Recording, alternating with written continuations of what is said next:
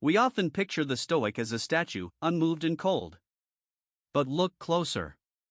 The founder, Zeno, taught in a painted porch where life was discussed in all its messy glory. That tear isn't a failure of philosophy. It's a recognition of a deep loss, felt fully, yet not allowed to drown the soul. Stoicism isn't about building a dam against feeling. It's about learning to navigate the river. The goal was never numbness. It was clarity. To see the wave of anger, the current of grief, without being swept away by it. Consider Seneca, advisor to an emperor. His letters crackle with passion for justice, for friendship, for living well. He felt the political storms around him acutely. His philosophy wasn't a shield to hide behind, but a compass to navigate the tempest with purpose. Epictetus, who knew the bite of a master's whip, taught with fierce compassion. His lessons were not dry theories. They were tools for survival, for finding an unshakable freedom within, even in chains. His voice carried the weight of lived pain, not its absence. The core Stoic practice, the dichotomy of control.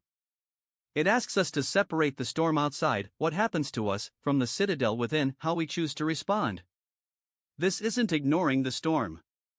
It's the profound courage to choose your weather inside, while the rain still falls. The most powerful man in the world, Marcus Aurelius, spent his nights in dialogue with himself. Not plotting conquests, but confronting his own anger, his temptations, his fears. These weren't the musings of an emotionless man, but of a man fiercely wrestling his emotions into wisdom. Stoic virtue is built on 4 pillars: wisdom, courage, justice, and temperance. Look at justice understood as kindness and fellowship. The Stoic feels the suffering of others so deeply, it compels action. But action guided by reason, not just raw, burning outrage. They called it prosoke, mindful attention. It's the practice of tending the garden of your mind. Not to uproot every unwanted weed of feeling, but to notice them, understand their seed, and choose which to water and which to let wither.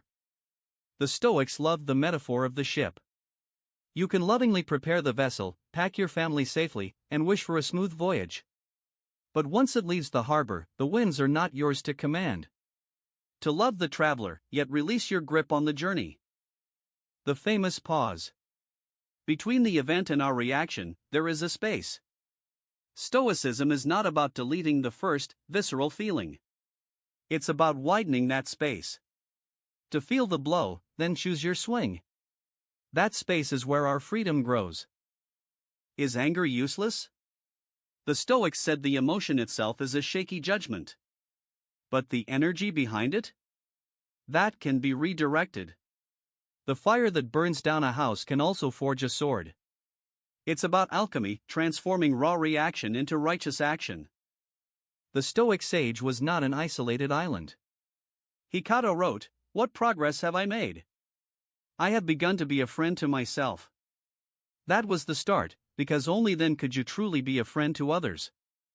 How can you offer comfort if you've never met your own sorrow? The ultimate embrace, amor fati. To love your fate. Not with a passive sigh, but with the active love of an artist for their material. This broken piece, this loss, this pain, it is all part of my mosaic. I will not wish it away. I will find how to make it beautiful. This is the daily practice.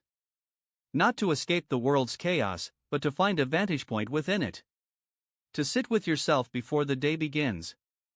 To greet your own humanity, its fears, its hopes, and say, "I see you." Now, let's proceed with clarity. Stoicism is the tempering of the soul. The emotions are the fire. Reason is the quenching water. The result isn't a dull lump. It's a resilient character, flexible yet unbreakable, capable of holding a sharp edge in a world of friction. They attended funerals. They wept. The difference was in the story they told themselves. "I have lost my brother" is the pure, painful fact. "The universe is unfair and my life is now ruined" is the added judgment. Stoicism asks us to feel the first, and question the second. This is the Stoic in action. Courage is a virtue. To see injustice and feel the pull to look away, but to choose to step forward. That step isn't taken in an emotional void.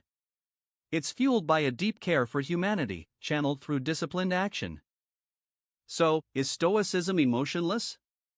It is the opposite. It is the full, conscious engagement with the human experience. To feel the spectrum, from joy to anguish, without being enslaved by any of it. To be in the world, deeply, lovingly, and with an unshakable peace that comes not from numbness, but from understanding. The legacy is not a stiff upper lip. It is an inner citadel. A strength that feels deeply, loves fiercely, acts justly, and meets each moment, especially the difficult ones, not with a cold heart, but with a clear mind and a courageous spirit. That is the true Stoic art.